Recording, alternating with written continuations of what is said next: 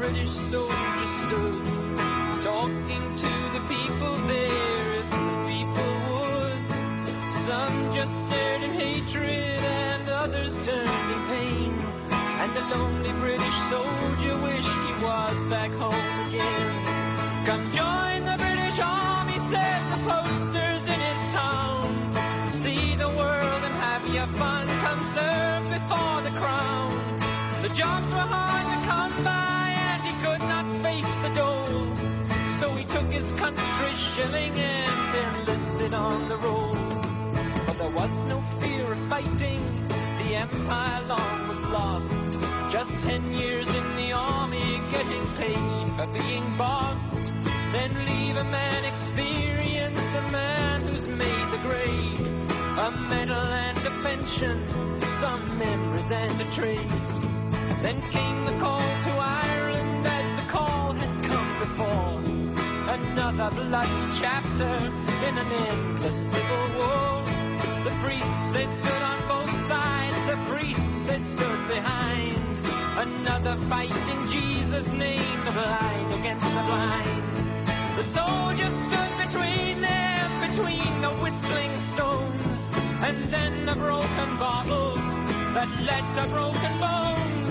The petrol bombs that burned his hands, the nails that pierced his skin, and wished that he had stayed at home, surrounded by his kin.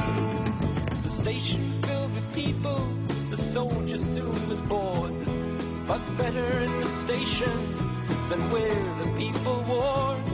The room filled up with mothers, with daughters and with sons, who stared with itchy fingers at the soldier and his guns. A yell of fear, a screech of brakes, a shattering of glass. The window of the station broke to let the package pass. A scream came from the mothers as they ran towards the door, dragging children crying from the bomb upon the floor. The soldier stood and could not move, his gun he could not use.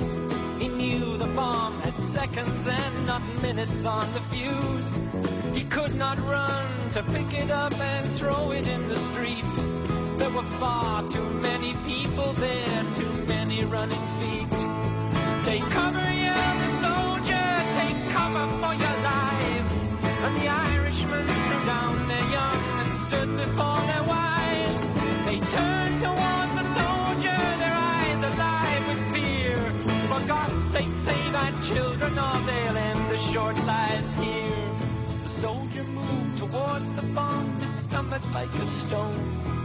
Why was this his battle, God? Why was he alone? He lay down on the package and he murmured one farewell to those at home in England, to those he loved so well. He saw the sights of summer, felt the wind upon his brow. The young girls in the city parks, how precious were they now? The soaring of the swallow, the beauty of the swan, the music of the turning earth, so soon would it be gone. A muffled soft explosion and the room began to quake. The soldier blown across the floor, his blood a crimson lake. They never heard him cry or shout, they never heard him moan. And they turned their children's faces from the blood and from the bone. The crowd outside soon gathered and the ambulances came to carry off the body of a pawn lost to the game.